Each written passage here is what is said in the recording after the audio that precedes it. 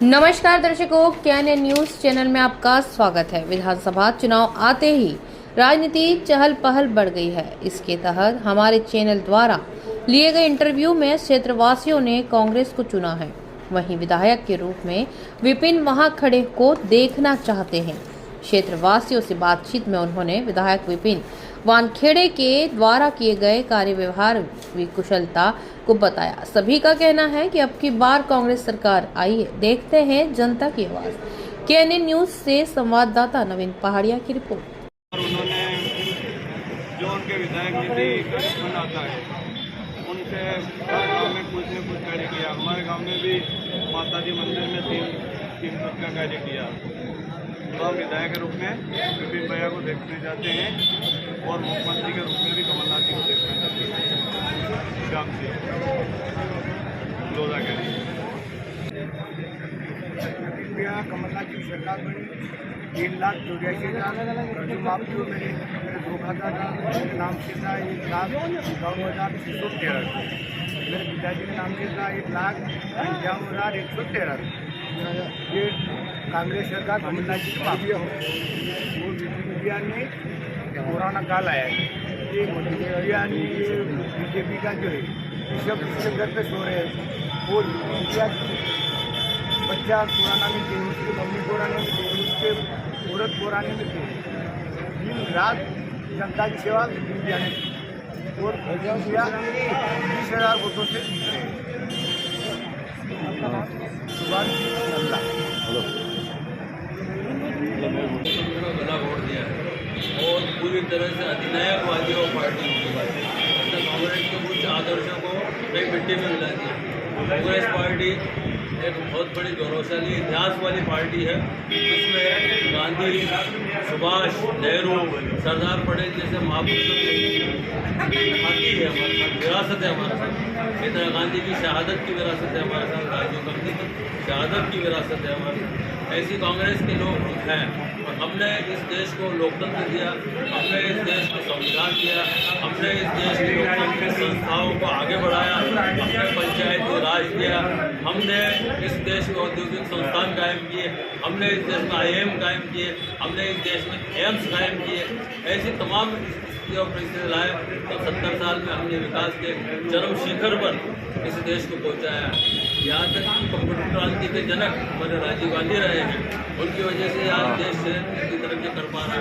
लेकिन आज हम देखते हैं कि धर्मांधता की आड़ में हिंदू मुसलमान के बीच में जातिगत भेद पैदा किए जा रहे हैं, सांप्रदायिक विद्वेष पैदा किए जा रहे हैं। यहाँ तक कि आज मधु गहलोत और विपिन वानखेड़े के जो चुनाव है, ये चुनाव जातिगत आधार पर और सांप्रदायिक आधार पर लड़े जाने की नाकाम कोशिशें की जा रही हैं। हम सब इनके खिलाफ एकजुट होकर खड़े हैं और विपिन भाई जो है एक प्रतीक है कांग्रेस का, एक बहुत बड़े आदर्शवादी पार्टी का कांग्रेस का प्रतीक है। उस प्रतीक के लिए हम सब पीछे खड़े हैं उनके कि देश रहना चाहिए, देश पहले है, लोकतंत्र पहले है, संविधान पहले है और इस सब के लिए कांग्रेस संघर्ष कर रही है। और उस संघर्ष का प्रतीक के रूप में आज वानखेड़े भाई हमारे पास खड़े हैं, हमारे साथ खड़े हैं। इसलिए हम उनको जिताने के लिए प्रयासरत हैं। हमने लोगों को भरोसा दिया है कि हम 26 रुपये क्विंटल जो है समर्थन मूल्य पे जो है गेहूँ खरीदेंगे। अगर 2,000 रुपये क्विंटल का गेहूँ अगर 600 रुपये ज़्यादा में मिलता है तो 100 क्विंटल गेहूँ अगर किसी किसान का है तो उसको 60,000 रुपये मिलेगी। और यहाँ बीजेपी वाले बहनों को लाडली बहनों योजना के नाम पे बरगला कर 1,000-1,200 रुपये महीने देकर पूरे साल में 10 या 12,000 रुपये दे रहे हैं। एक किसान को अपने घर में 60,000 रुपये चाहिए या 12,000 रुपये चाहिए, इस बात की जो है ताकि खुद किसान करेगा कि हमें 60,000 रुपये ज़्यादा चाहिए या 12,000 रुपये चाहिए। तो ऐसी स्थिति में लोगों का जो झुकाव है आमतौर पर कांग्रेस की ओर है। और निश्चित रूप से जो महंगाई और जो भ्रष्टाचार, आज किसी भी आप चले जाओ, थाने में चले जाओ, तहसील में चले जाओ, जिला ऑफिस में चले जाओ, सिवा भ्रष्टाचार का और कुछ नहीं है। एक गरीब आदमी की औकात नहीं है कि वो अकेला जाके किसी अधिकारी से मिलकर के अपना काम करा ले। सब दलालों के पीछे ही सारे काम होते हैं। अफसरशाही कुछ इस तरह से हो गई है, अफसरशाही इस तरह से गंभीरतम स्थिति में पहुंच चुकी है कि हर ऑफिस के सामने एक गुंडे दलाल और खड़े रहते हैं और वो उनके मार्फत काम कराते हैं। तो एक तरह से भड़वागिरी शुरू हो गई है। वेश्याओं के दलाल हुआ करते हैं, लेकिन ऑफिसरों के और सरकारी दफ्तरों के भी दलाल होते हैं, ये हम आज देख रहे हैं। नंगी आंखों से हर कोई देख रहा है। आज बीजेपी के समर्थक लोग हैं, वो भी अपना काम नहीं करा पा रहे हैं, उनको भी काम कराने के लिए पैसा खर्च करना पड़ता है। इसकी तमाम परिस्थितियाँ सबके सामने हैं, सबके सामने बेहद मुसीबतें हैं, परेशानियाँ हैं। लॉ एंड ऑर्डर की स्थिति बहुत गंभीर है। कानून और व्यवस्था के नाम पर यहाँ देखिए आप लड़ाई झगड़े दंगे फसाद बहुत जबरदस्त तरीके से चल रहे हैं।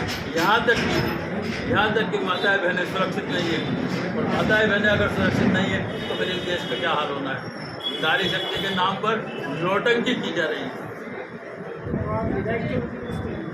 निश्चित रूप से कांग्रेस के प्रतिनिधि रूप में हमारे सामने वानखेड़े साहब है, एक संघर्षशील व्यक्ति है, पिछले 2.5-3 साल से लगातार लगे हुए हैं। उनके काम का जो है आकलन पूरे क्षेत्र के लोग करेंगे। तो उन्होंने क्या किया, मैं रमेश शर्मा और कांग्रेस का कार्यकर्ता हूँ। किसानों के इतना वानखेड़ा आगे चल रहा है, हर गांव में 10-10 बार जाता है वो। काम भी अच्छा और काम भी अच्छा करता है। और मैं नगर पंचायत के ऊपर से 25 साल में मैं किसी पार्टी में जुड़ा हुआ। आपका नाम? मेरा नाम तुलसीराम से पूर्व उपाध्यक्ष। काम विपिन भैया बहुत जोरदार कर रहा है, गांव जा रहा है, आ रहा है, सभी काम काज आय में भी बुलाव खट आ जाते हैं, भी देख रेख सभी अच्छी कर रहा है। मैं ग्रुप में सब तैयारी होती है। मेरा नाम अकील बड़ौद से। विपिन भैया की सरकार ने किसानों के लिए योजना निकाली थी, इंदिरा गांधी गरीबी हटाओ योजना, जिसमें उन्होंने मुंह देकर तिलक नहीं निकाला था, तिराहे चौराहे पे स्पष्ट लिखा था समूह बनाओ, इंदिरा गांधी गरीबी हटाओ योजना, भैंस पालन योजना, बकरी पालन योजना, सिलाई मशीन योजना, अगरबत्ती बनाओ।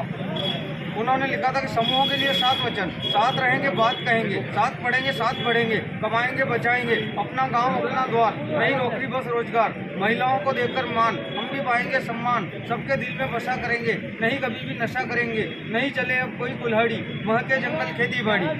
तो कांग्रेस सरकार ने कहा कि वन से वर्षा और वर्षा से वन, कुल्हाड़ी तक नहीं चलने दी। जैसे ही बीजेपी का राज आया उन्होंने सुपड़ी चलाई तो झाड़ पर जड़े तक नहीं रही। चलो ठीक बात।